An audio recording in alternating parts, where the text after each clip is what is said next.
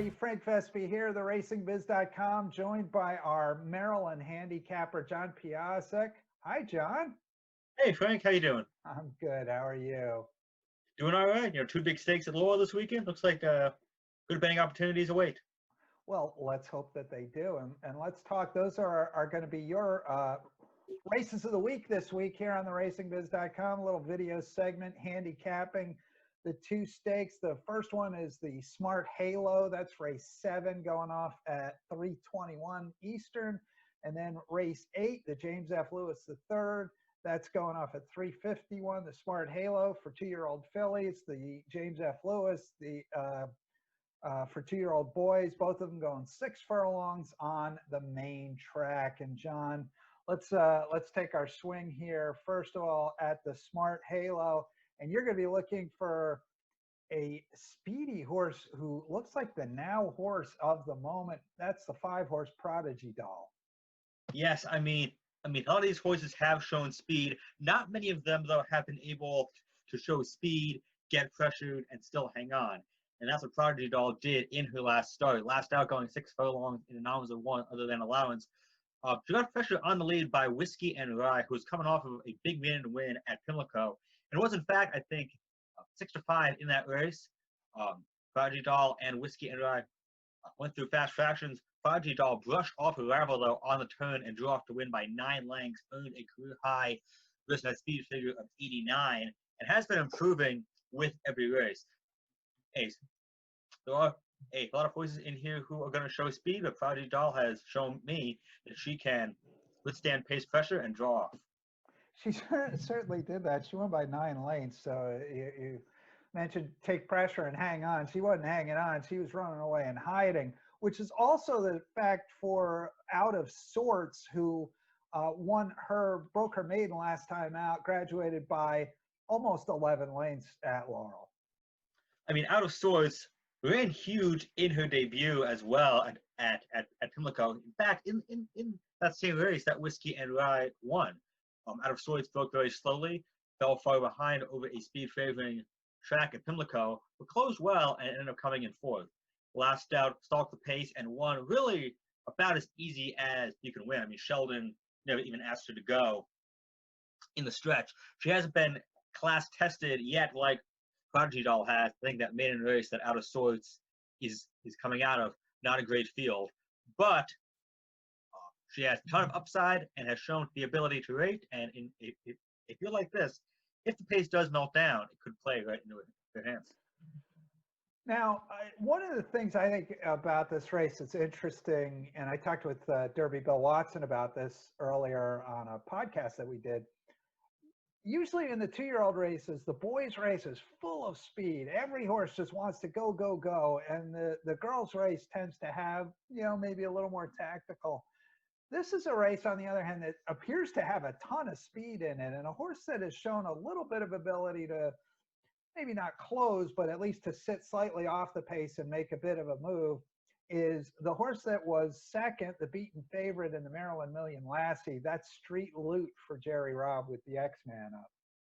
Yeah, I mean, that is exactly what Street Loot did in her last start. Sat just off a fast pace, ended up just missing and won by a neck. But she is another filly who has shown that she can withstand pace pressure. 2 starts back in the Small Wonder Stakes, dueled through pretty fast fractions at Delaware Park. Never got tired, and it drew off to win by 5 lengths. Yeah, she's a horse with talent. She's a horse that I had sort of pegged as one of the ones to watch coming out of Delaware Park. Interesting meet there. And then finally, you've got the 7-horse here. That's Doc 7, shipping in from Chicago. Broke her maiden nicely first time out at Arlington on the synthetic track. Talk about this horse a little bit, John. Well, this horse is interesting. Broke her maiden on synthetic at 59-1. Had been in Chicago most of the year. Now goes first time out for trainer Hutch Holsapple, who I don't believe is locally based. So it is kind of an interesting spot that they would send her out to Maryland. She is another one who is going to show speed. Hasn't yet shown that she can withstand a ton of quality pace pressure, but won her debut very impressively. does show speed, and at 8-1 morning line, I managed to make it around 10-1. Worth a shot. Yeah, no, it's an interesting horse, and a lot of horses come out of Arlington, run on the synthetic, and then come to a main, to a natural dirt surface, and do run well. So it'll be interesting to see. This is a horse that also hadn't run in a while. I think that race was back in August that she ran. So it'll be interesting to see, what she brings to the table first time out here at Laurel Park. So 5-2-1-7 for John and the Smart Halo. Turn our attention to the 6 furlong, $100,000 James F. Lewis, the third stakes. That's 2-year-old boys, and you're going to go 9-3-4-5 in here. Lugamo, a horse that's won 2 in a row, was a well-beaten second on debut by Jackson Traveler, who is a speedster, and then has come back to win nicely 2 in a row. Yeah, I mean, Jackson Traveler, in fact, I am a little surprised he's not here. They're aiming for a stakes against Maryland Reds at Laurel later this year, and if he wins that one, he could be on the trail to the Kentucky Derby. Lugamo obviously ran into a monster on debut at Pimlico. Next time out, he won very impressively here at Laurel, going 7 furlongs, stretched out to a mile last time, and actually did have to deal with some pace pressure. The other horse who was near the pace that day ended up coming in dead last, but Lugamo, he didn't get tired, and he drew off the win by 4 1/4 lengths, earned a career top figure of 86. He is cutting back from a mile to 6 furlongs, has good early speed, and I think he's another one who could slide through the cracks, especially with a lot of flashy names in this field. Are you concerned at all about on the cutback whether that will blunt his early speed at all?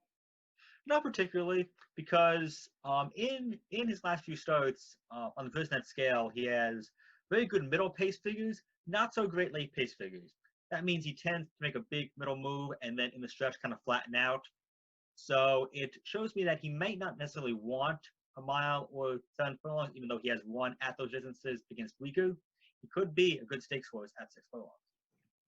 Okay, we'll find out. Lugamo, your top choice. Now, there was a nice allowance at Monmouth a few weeks back, and excuse me, the top 3 from that event are all here. That's the 3-horse No Sense, the 6-horse Airport, and the 5-horse Singlino. And you're going with No Sense underneath Lugamo in this spot. No Sense won that race narrowly. Talk about this horse. No Sense probably ran the best race out of anybody in that field. He enjoyed a good trip stalk on the inside. That is true, but in the stretch, he got to the lead. He was headed briefly, and he just managed to hold off his rivals and win by a neck. He's improved in each of his 3 career starts in his debut. Especially he stalked a pace that was not that fast. I mean, 22-4 at Monmouth Park going 6 furlongs. That's a pretty slow pace, but he was able to overcome it and drew off to beat a pretty solid Jersey bred maiden special weight field as the heavy favorite. And of course, Trevor McCarthy just rode a Jersey bred to a stakes win a few days ago. Pick and Time won the Nashua at Aqueduct in pretty gutsy fashion, so he'll hope to keep things going with No Sense. Now, you mentioned Pick and Time being pointed to the Derby points race, the next big race in New York, a little bit, I guess, in December. And obviously Kelly Breen hoping that's a horse that might get on the Derby trail. His effort in the Nashua seriously flatters Dalton. He's the 4-horse in here who was the runner-up, just beat narrowly in the Smoke Glacken Stakes at Monmouth Park back in September. Yeah, I was just about to get to that. Dalton was second in that race. Him and Pick and Time dueled the entire way down the stretch. Ultimately, Pick and Time got the nod. That is by far a career best race for Dalton, who broke his maiden at Monmouth Park 3 starts back. Showed a lot of heart in that race. He was on the pace, battled the whole way, and won by half a length. He got fanned wide while trying to close in his first try against winners at Delaware Park still ran pretty credibly. This is his first start since 27, so he's had a little more time off than some of these in here, but he should enjoy a good trip sitting just off the pace. All right, that's the 4-horse Dalton. And finally, you're using Cinglino here. Cinglino won nicely in the first 8 dash at Delaware Park, and then was third in that allowance with no sense. He was up close to the pace and actually made the lead sort of early in the stretch and couldn't quite hold on that day. Cinglino, kind of an interesting horse. He's trained by John or Jack, is what he goes by, Worsley, who is a 77-year-old trainer. So Wow. for the Social Security crowd there. And so give us your thoughts. Also interesting to see Cinglino has young Alex Crispin aboard. Yes, Alex Crispin, who is the apprentice sensation at Delaware Park this summer. Him and Farron Peterson are likely the top contenders for the Eclipse Award for apprentice jockey. Cinglino was very impressive in winning the first 8 dash. He was on the pace, dueled through fast fractions, and drew off to win by about 2 lengths in a very solid Brisnet figure there of 87. I know we had talked about earlier in the show about how this race doesn't have a ton of speed in it in contrast to the Smart Halo. Cinglino kind of is the speed in this field. He's the fastest horse early on, according to the pace figures. There's no need to lead horses drawn to his inside, so assuming he breaks cleanly, Alex Crispin can drop him over to the inside, hopefully try to slow the pace down, hopefully for his sake, and hold on for the win. All right, that's Cinglino. So 9-3-4-5 in the Lewis. Any thoughts on exotic plays in either of these races, John, or multi-race wagers?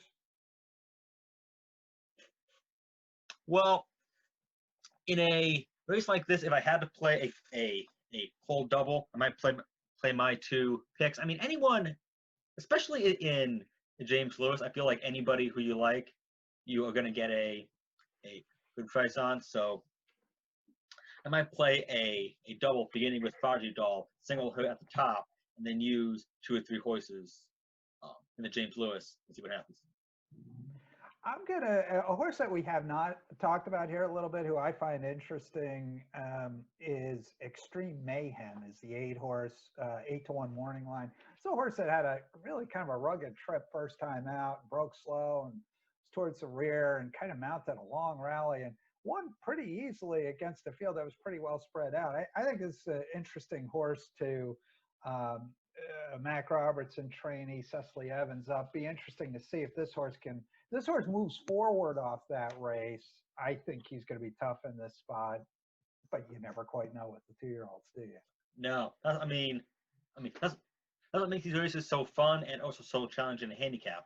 Another horse that we didn't get to is a horse who actually could be the favorite here. That's number 7. Kenny Had a Notion, who was the impressive winner of the Maryland Millay Nursery.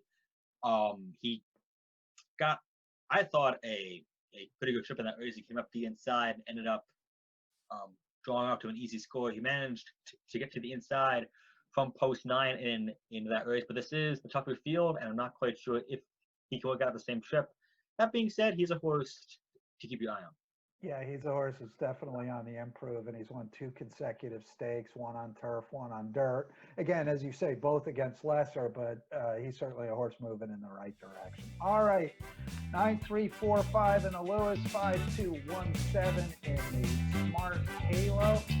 That's our races of the week from Laurel Park. John, good luck. Thank you. All right, thank you. That was our race of the week here on the RacingBiz.com. Check back next week.